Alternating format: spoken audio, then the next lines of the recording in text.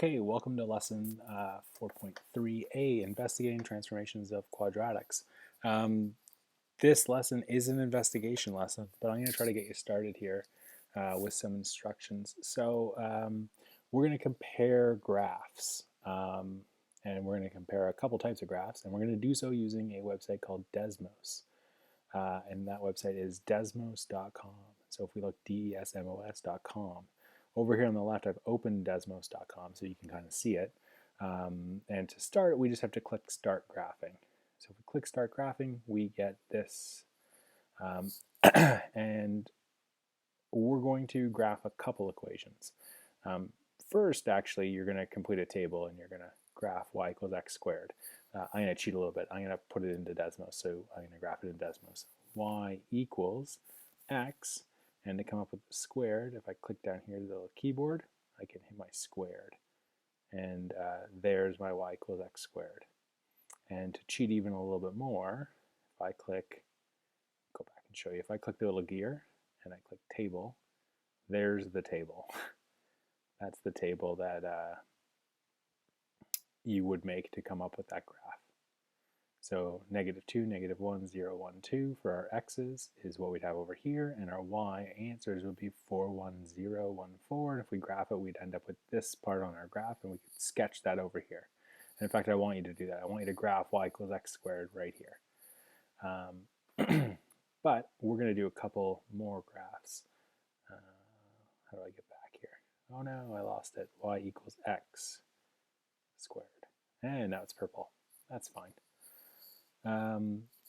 Part 2 here says graph y equals x squared plus 2. Sketch the parabola in a different color. Desmos will give you a different color, and if it doesn't, I'm going to show you how to do that. And then we're going to answer the question, what happens to the parabola? Well, here we go. Y equals x squared, and then we're going to add 2. And if we look, we have a graph that starts at 0, 2 instead of a graph that starts at 0, 0. We're starting at different points. Graphs still open up, but it looks like this point has been shifted up too. And if we compare these tables, let's look really quickly here. That was the original table. Go back. Let's look at this one's table. 6, 3, 2, 3, 6. And this one's table again. Oh, there we go. We can see them both. 4, 1, 0, 1, 4. If we compare these tables, what do you notice? Well, we know that this point was 2 higher than that one, but this point, -1, 1, looks like this point, -1, 3. Hey, that's 2 bigger as well. 6, that's 2 bigger than 4. 3, that's 2 bigger than 1. And 6, that's 2 bigger than 4. Looks like all these points just went up 2. Well, let's try one more graph here. Y equals x squared minus 4 equals x squared minus 4. So if the plus 2 shifted the graph up 2, what do you think's happening here with this minus 4? Well, instead of starting at 0, 0, we went all the way down here to 0 minus 4. It looks like it's been shifted down 4. Let's look at those tables and compare it to the original.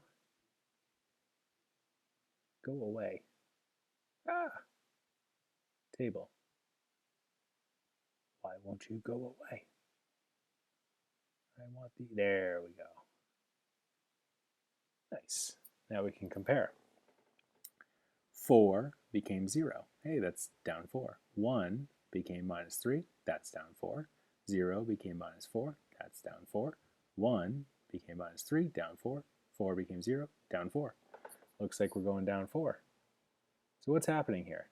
That number on the end is shifting our parabola, y equals x squared, up 2, down 4. So that can be your concluding statement. The number at the end, that constant, if we're adding it to x squared, the original parabola, forever and always, this y equals x squared will be called our original parabola. We can call it the OP, the original parabola. because there's nothing happening to that parabola. It's just y equals x squared. It's just the x squared term, no linear term, no constant term, no nothing, just x squared. So if we add something to it, a k, we can shift it up or down, and that should be your conclusion for k. The rest of the lesson looks at changing different things, like changing a. What happens if we change a? And in investigation C, we're going to subtract something inside the squared. So not outside the squared, like k, adding k, inside the squared. And in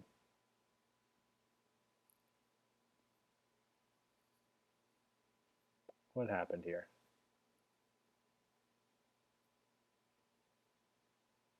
A, B, and C. Oh, that's it. A, B, and C. So yeah, part A, part B, part C. Do the investigations, come up with some conclusions. You can check your answers on Teach Assist because I have the answer document up there, so you can look to see if you did the investigation correctly, came up with the right conclusions. And then in our next lesson, 4.3 part B, which you're going to do tomorrow, we're going to go over all of those transformations again, and I'm going to show you the math behind it. So yeah, that's it for 4.3a. Try B and C on your own and see if you can come up with the correct transformations. Thanks for watching. I'll see you in part B.